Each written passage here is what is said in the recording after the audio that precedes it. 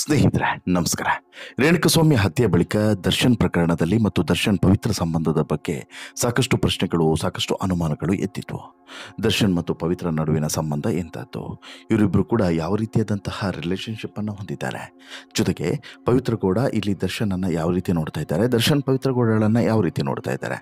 ಜೊತೆಗೆ ದರ್ಶನ್ ಸ್ನೇಹಿತರು ಪವಿತ್ರ ಗೌಡಳನ್ನ ಯಾವ ಸ್ಥಾನದಲ್ಲಿ ಇಟ್ಟು ಗೌರವಿಸ್ತಾ ಇದ್ದಾರೆ, ಅಥವಾ ಒಬ್ಳು ಇಟ್ಕೊಂಡವಳು ಅನ್ನೋ ರೀತಿಯಲ್ಲಿ ಕೇವಲವಾಗಿ ನೋಡ್ತಿದ್ದಾರೆ? ಹೀಗೆ ಸಾಕಷ್ಟು ಪ್ರಶ್ನೆಗಳು ಇದ್ವು.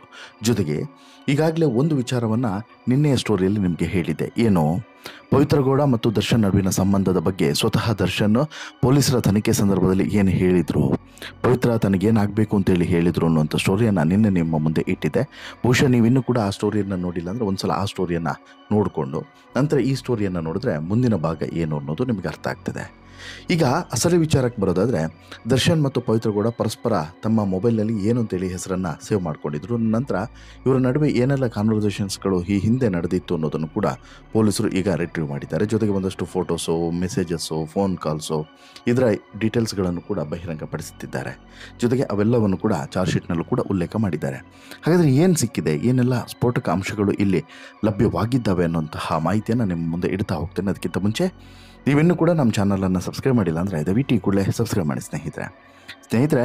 ರೇಣುಕಸ್ವಾಮಿಯ ಹತ್ಯೆ ನಡೆದ ಬಳಿಕ A1 ಆರೋಪಿಯಾಗಿರುವಂಥ ಪವಿತ್ರ ಗೌಡ ಮತ್ತು A2 ಆಗಿರುವಂತಹ ದರ್ಶನ್, ಇವರ ನಡುವೆ ಯಾವ ರೀತಿಯಾದಂಥ ಸಂಬಂಧ ಇತ್ತು ಅನ್ನೋದು ಕೂಡ ಹೊರಗಡೆ ಬರ್ತಿದೆ. ಜೊತೆಗೆ ಪವಿತ್ರ ಗೌಡ ಈ ದರ್ಶನ್ ಜೊತೆಗೆ ರಿಲೇಷನ್ಶಿಪ್ನಲ್ಲಿ ಇದ್ದಾರೆ ಅನ್ನೋದು ಸ್ವಲ್ಪ ಜನರಿಗೆ ಮಾತ್ರ ಗೊತ್ತಿತ್ತು, ಎಲ್ರಿಗೂ ಕೂಡ ಗೊತ್ತಿರಲಿಲ್ಲ. ಬಟ್ ಈ ಪ್ರಕರಣ ನಡೆದ ಮೇಲೆ ಇದು ಇವತ್ತು ಜಗಜ್ಜಾಹೀರಾಗಿದೆ. ಕಂಡ ಮೂಲೆಯಲ್ಲಿ ಇರುವಂತಹ ಪ್ರತಿಯೊಬ್ಬರಿಗೂ ಕೂಡ ಇದು ಗೊತ್ತಾಗಿದೆ. ದರ್ಶನ್ ಮತ್ತು ಪವಿತ್ರ ಗೌಡ ನಡುವೆ ಅಕ್ರಮ ಸಂಬಂಧ ಇದೆ ಅನ್ನೋದು ಈಗ ಗುಟ್ಟಾಗಿ ಉಳಿದಿರುವಂಥ ವಿಚಾರ ಏನಲ್ಲ. ಜೊತೆಗೆ ಪವಿತ್ರ ಗೌಡಗೋಸ್ಕರ ದರ್ಶನ್ ಏನನ್ನೂ ಕೂಡ ಮಾಡೋಕ್ಕೆ ಸಿದ್ಧ ಅನ್ನೋದನ್ನು ಕೂಡ ಈ ಪ್ರಕರಣದಲ್ಲಿ ನಿರೂಪಿಸಿ ತೋರಿಸಿದ್ದಾರೆ ಅಂತಲೂ ಕೂಡ ಹೇಳ್ಬೋದು. ಜೊತೆಗೆ ಈಗ ದರ್ಶನ್ ಅನುಭವಿಸ್ತಿರುವಂಥ ಶಿಕ್ಷೆ, ದರ್ಶನ್ ಅನುಭವಿಸ್ತಿರುವಂತಹ ಒಂದೊಂದು ಬದುಕು ಏನಿದೆ ಅಥವಾ ನೋಡ್ತಿರುವಂಥ ಬದುಕು ಏನಿದೆ, ಇದೆಲ್ಲದಕ್ಕೂ ಕೂಡ ಹೊರಣೆ ಮತ್ತು ಕಾರಣ ಎರಡೂ ಕೂಡ ಇದೇ ಪವಿತ್ರ ಗೌಡ ಅನ್ನೋದ್ರಲ್ಲಿ ಎರಡನೇ ಮಾತೇ ಇಲ್ಲ.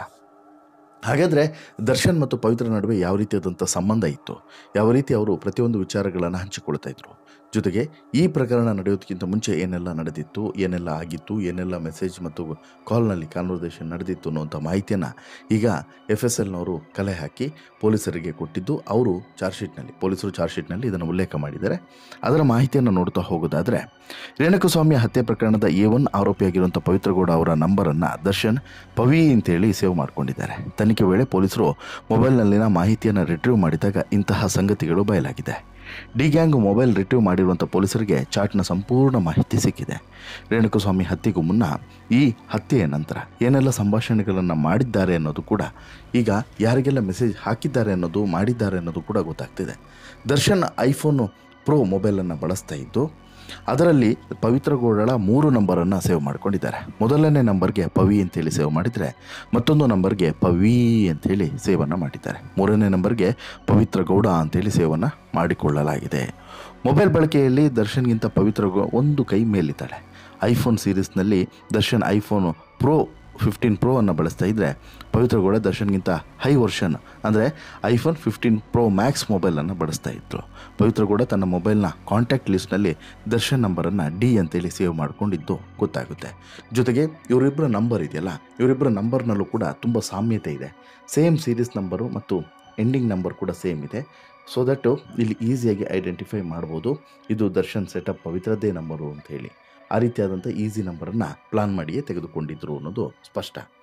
ಇನ್ನು ಆರೋಪಿ ಪವನ್ ಹೆಸರನ್ನು ಪವನ್ ನ್ಯೂ ಅಂತ ಹೇಳ್ಬಿಟ್ಟು ಸೇವ್ ಮಾಡ್ಕೊಂಡಿದ್ದಾಳೆ ಪವಿತ್ರ ಅನ್ನೋದು ಗೊತ್ತಾಗಿದೆ. ಮತ್ತೊಬ್ಬ ಆರೋಪಿ ನಂದೀಶ್ ಹೆಸರನ್ನು ನಂದಿ ಪವನ್ ಅಂತಲೂ ಕೂಡ ಸೇವ್ ಮಾಡ್ಕೊಂಡಿದ್ದಾಳೆ. ಇನ್ನು ಆರೋಪಿ ಧನರಾಜ್ ಹೆಸರನ್ನು ರಾಜು ಅಂತೇಳಿ ಸೇವ್ ಮಾಡ್ಕೊಂಡಿದ್ರೆ, ನಾಗರಾಜ್ ಹೆಸರನ್ನು ನಾಗು ಮೈಸೂರು ಅಂತೇಳಿ ಸೇವನ್ನು ಮಾಡ್ಕೊಂಡಿದ್ದಾಳೆ. ತನ್ನ ಗೆಳತಿ ಸಮತಳ ಹೆಸರನ್ನ ಸ್ಯಾಮ್ ಅಂತೇಳ್ಬಿಟ್ಟು ಪವಿತ್ರ ಸೇವನ್ನು ಮಾಡ್ಕೊಂಡಿದ್ದಾಳೆ. ಆರೋಪಿಗಳ ಮೊಬೈಲ್ನಲ್ಲಿ ರೇಣುಕಸ್ವಾಮಿ ಹತ್ಯೆ ಸಂಬಂಧ ಸಾಕಷ್ಟು ರಹಸ್ಯಗಳು ಬಯಲಾಗಿದ್ದಾವೆ. ಪವಿತ್ರ ಮೊಬೈಲ್ನಲ್ಲಿ ಈ ಹತ್ಯೆ ಪ್ರಕರಣದ ಸಂಬಂಧ 65 ಫೋಟೋಗಳು ಪತ್ತೆಯಾಗಿದ್ದಾವೆ. 17 ಸ್ಕ್ರೀನ್ಶಾಟ್, ಸ್ವಾಮಿ ಕಳಿಸಿದಂಥ 20 ಅಶ್ಲೀಲ ಮೆಸೇಜ್ ಕೂಡ ಲಭ್ಯ ಆಗಿದ್ದಾವೆ. ಪವಿತ್ರ ಗೌಡ ಜೊತೆಗೆ ದರ್ಶನ್ ನಡೆಸಿದಂಥ ವಾಟ್ಸಪ್ ಚಾಟ್ ಕೂಡ ಲಭ್ಯ ಆಗಿದೆ. ವಿನಾಯಕ್ ಜೊತೆಗೆ ದರ್ಶನ್ ನಡೆಸಿದಂಥ ವಾಟ್ಸಪ್ ಚಾಟ್ ಕೂಡ ಇಲ್ಲಿ ಸಿಕ್ಕಿದೆ. ನಾಗರಾಜ್ ಜೊತೆಗೆ ದರ್ಶನ್ ವಾಟ್ಸಪ್ ಕಾಲ್ ಸಂಭಾಷಣೆಯೂ ಕೂಡ ಈಗ ಸಿಗ್ತಾ ಇದೆ. ಜೂನ್ 8ರಿಂದ 11ರವರೆಗೂ 32 ಬಾರಿ ವಾಟ್ಸಪ್ ಕಾಲ್ ಮಾಡಲಾಗಿತ್ತು. ಪ್ರದೋಷ್ ಜೊತೆಗೆ 10 ಬಾರಿ ವಾಟ್ಸಪ್ ಕಾಲ್ನಲ್ಲಿ ಮಾತುಕತೆ ನಡೆದಿದೆ. ಆರೋಪಿ ಅನುಕುಮಾರ್ ಮೊಬೈಲ್ನಲ್ಲಿ 2 ವಿಡಿಯೋ, ಆರೋಪಿ ಪ್ರದೋಷ್ ಜೊತೆಗೆ ನಡೆಸಿರುವಂಥ ಚಾಟಿಂಗ್, ವಿನಯ್ ಮೊಬೈಲ್ನಲ್ಲಿ 42 ಬಾರಿ ವಾಟ್ಸಪ್ ಕಾಲ್ ಸಂಭಾಷಣೆ, ಪ್ರದೋಷ್ ಪವನ್ ಜೊತೆಗೆ 42 ಬಾರಿ ವಾಟ್ಸಪ್ ಕಾಲ್ ಸಂಭಾಷಣೆ ವಿವರ ಕೂಡ ಪೊಲೀಸರಿಗೆ ಸಿಕ್ಕಿದೆ. ವಿನಯ್ ಮೊಬೈಲ್ನಲ್ಲಿ 10 ಫೋಟೋಗಳನ್ನು ರಿಟ್ರೀವ್ ಮಾಡಿಕೊಳ್ಳಲಾಗಿದೆ. ರೇಣುಕಸ್ವಾಮಿಯನ್ನು ಚಿತ್ರದುರ್ಗದಿಂದ ಹಿಂಬಾಲಿಸಿ ತೆಗೆದಂಥ ಫೋಟೋ, ಪಟ್ಟಣಗೆರೆ ಶೆಡ್ಗೆ ರೇಣುಕಸ್ವಾಮಿಯನ್ನು ಕರೆದಿದ್ದಂಥ ವೇಳೆ ಅಲ್ಲಿ ತೆಗೆದಂಥ ಫೋಟೋ, ರೇಣುಕಸ್ವಾಮಿಯ ಮೇಲೆ ಹಲ್ಲೆ ನಡೆಸಿರುವಂಥ ಫೋಟೋ, ಇನ್ನು ದೇಹವನ್ನು ಸುಮನಹಳ್ಳಿ ರಾಜಕಾಲುವೆ ಬಳಿ ಬಿಸಾಡಿರುವಂಥ ಫೋಟೋ ಹಾಗೂ ದೀಪಕ್ ಮೊಬೈಲ್ನಲ್ಲಿ 30 ಆಡಿಯೋ ಸಂಭಾಷಣೆಗಳು ಕೂಡ ಪತ್ತೆಯಾಗಿದೆ. ಅಂದಹಾಗೆ ಆರೋಪಿಗಳ ಮೊಬೈಲ್ನಲ್ಲಿ ರೇಣುಕಸ್ವಾಮಿ ಹತ್ಯೆ ಪ್ರಕರಣದ ಸಂಬಂಧ 65 ಫೋಟೋಗಳು ಪತ್ತೆಯಾಗಿದ್ದಾವೆ. ಇದರಲ್ಲಿ 17 ಸ್ಕ್ರೀನ್ಶಾಟ್, ಸ್ವಾಮಿ ಕಳಿಸಿದಂಥ 20 ಅಶ್ಲೀಲ ಮೆಸೇಜ್ ಕೂಡ ಇದ್ದಾವೆ. ಪವಿತ್ರಗೌಡ ಜೊತೆಗೆ ದರ್ಶನ್ ನಡೆಸಿದಂಥ ವಾಟ್ಸಪ್ ಚಾಟ್ ಕೂಡ ಸಿಕ್ಕಿದೆ. ಇದರಲ್ಲಿ ವಿನಯ್ ಜೊತೆಗೆ ದರ್ಶನ್ ನಡೆಸಿದಂಥ ವಾಟ್ಸಪ್ ಚಾಟ್, ನಾಗರಾಜ್ ಜೊತೆಗೆ ನಡೆಸಿದಂಥ ಸಂಭಾಷಣೆ ಇವು ಕೂಡ ಪತ್ತೆಯಾಗಿರುವಂಥದ್ದು ಈ ಪ್ರಕರಣಕ್ಕೆ ದೊಡ್ಡ ಟ್ವಿಸ್ಟನ್ನೇ ಕೊಟ್ಟಿದೆ. ಇನ್ನು ಹತ್ಯೆ ಬಳಿಕ ಪವಿತ್ರಗೆ ದರ್ಶನ್ ಫೋನನ್ನು ಮಾಡಿದ್ದು. ರೇಣುಕಸ್ವಾಮಿಯ ಮೇಲೆ ಹಲ್ಲೆ ನಡೆದ ಬಳಿಕ ವಿನಯ್ ಪವಿತ್ರಗೌಡಳನ್ನು ಮನೆಗೆ ಡ್ರಾಪ್ ಮಾಡಿರ್ತಾನೆ. ಬಳಿಕ ಭಾನುವಾರ ದರ್ಶನ್ ಪವಿತ್ರಗೆ ಫೋನ್ ಮಾಡಿ ಪೊಲೀಸರು ಬಂದು ಏನಾದರೂ ಕೇಳಿದ್ರಾ ಅಂತಲೂ ಕೂಡ ಕೇಳ್ತಾರೆ. ಆಗ ಇಲ್ಲ, ಏನು ಕೂಡ ಕೇಳಿಲ್ಲ, ಏನು ಗೊತ್ತಿಲ್ಲ ಅಂತೇಳಿ ಕೇಳಿದ್ರೆ ಅಂತಲೂ ಕೂಡ ಪವಿತ್ರಗೆ ಇಲ್ಲಿ ದರ್ಶನ್ ಹೇಳ್ತಾನೆ. ಅದನ್ನು ಬಿಟ್ಟು ಬೇರೆ ಏನು ಕೂಡ ಹೇಳಬೇಡ ಅಂತಲೂ ಕೂಡ ಹೇಳಿ ಫೋನನ್ನು ಕಟ್ ಮಾಡಿರ್ತಾನೆ. ಆಗ ಪವಿತ್ರ ಗಾಬರಿ ಬಿದ್ದು ಪವನ್ ಬಳಿ ವಿಚಾರಿಸ್ತಾಳೆ. ಆಗ ಪವನ್ ಏನಿಲ್ಲ, ನೀವು ಸುಮ್ಮನೆ ಇರಿ ಎಂದಿರ್ತಾನೆ. ಅದಕ್ಕೆ ಪವಿತ್ರ ಕೂಗಾಡಿ ಜೋರು ಮಾಡಿರ್ತಾಳೆ. ಆಗ ರೇಣುಕಸ್ವಾಮಿಯ ಹತ್ಯೆ ಮಾಡಿ ಬಾಡಿ ಎಲ್ಲೋ ಎಸೆದು ಬಂದಿರೋ ಬಗ್ಗೆ ಪವನ್ ಹೇಳಿರ್ತಾನೆ. ಇನ್ನು ಈ ಹತ್ಯೆ ಬಳಿಕ ಸರೆಂಡರ್ ಆಗು ಅಂತ ಹೇಳಿ ರಾಘವೇಂದ್ರ ಆಗಲ್ಲ ಅಂತೇಳಿ ಹೇಳಿ ಚಿತ್ರದುರ್ಗದ ಕಡೆಗೆ ಹೊರಟಿರ್ತಾನೆ. ಆದರೆ ವಿನಯ್, ಪ್ರದೋಷ್ ಮತ್ತು ರಾಘವೇಂದ್ರ ಮೂವರು ಸೇರಿ ರಾಘವೇಂದ್ರನನ್ನು ಒಪ್ಪಿಸಿರ್ತಾರೆ. ಹೀಗೆ ರೇಣುಕಸ್ವಾಮಿಯ ಹತ್ಯೆಯ ಒಂದೊಂದೇ ರಹಸ್ಯಗಳು ಕೂಡ ಬಯಲಾಗ್ತಿದ್ದಾವೆ. ಇದೀಗ ದರ್ಶನ್ ಆ್ಯಂಡ್ ಗ್ಯಾಂಗ್ ಜಾಮೀನಿಗಾಗಿ ಅರ್ಜಿಯನ್ನು ಸಲ್ಲಿಸ್ತಿದ್ರೆ ಇಲ್ಲಿ ದರ್ಶನ್ ಆ್ಯಂಡ್ ಇಡೀ ಗ್ಯಾಂಗಿಗೆ ಸಂಕಷ್ಟಗಳ ಸರಮಾಲೆಯೇ ಬಂದು ನಿಲ್ತಾ ಇದೆ. ಇದರ ಜೊತೆಗೆ ಪವಿತ್ರ ಮತ್ತು ದರ್ಶನ್ ನಡುವಿನ ಚಾಟಿಂಗ್ ಆಗಿರ್ಬೋದು, ಪವಿತ್ರ ಮತ್ತು ಇಲ್ಲಿ ರೇಣುಕಸ್ವಾಮಿ ಜೊತೆಗೆ ನಡೆದಂಥ ಚಾಟಿಂಗ್ ಆಗಿರ್ಬೋದು, ಜೊತೆಗೆ ಮೊಬೈಲ್ನಲ್ಲಿ ಸೇವ್ ಮಾಡ್ಕೊಂಡಿರೋದು ಮಾತ್ರವಲ್ಲ, ಏನೆಲ್ಲ ಕಾನ್ವರ್ಸೇಷನ್ಸ್ಗಳು ಆಗಿದ್ದಾವೆ ಅನ್ನೋದನ್ನು ಕೂಡ ಬಯಲು ಮಾಡಲಾಗಿದೆ. ಅಷ್ಟು ಮಾತ್ರವಲ್ಲ, ಇಲ್ಲಿ ದರ್ಶನ್ ಒಂದಷ್ಟು ವಿಚಾರಗಳನ್ನು ಪವಿತ್ರ ಮುಂದೆ ಹೇಳಿರ್ತಾರೆ, ಅದನ್ನು ಕೂಡ ಬಹಿರಂಗಪಡಿಸಿರ್ತಾರೆ ಅನ್ನೋದು ಗೊತ್ತಾಗ್ತಿದೆ. ಹೀಗಾಗಿ ಈ ಮೊಬೈಲ್ ಮತ್ತು ಮೊಬೈಲ್ನ ಚಾಟ್ ಇದೆಯಲ್ಲ, ಇದು ಅತ್ಯಂತ ಪ್ರಕರಣಕ್ಕೆ ದೊಡ್ಡ ಟ್ವಿಸ್ಟನ್ನೇ ಕೊಡುವಂಥ ಸಾಧ್ಯತೆ ಇದೆ.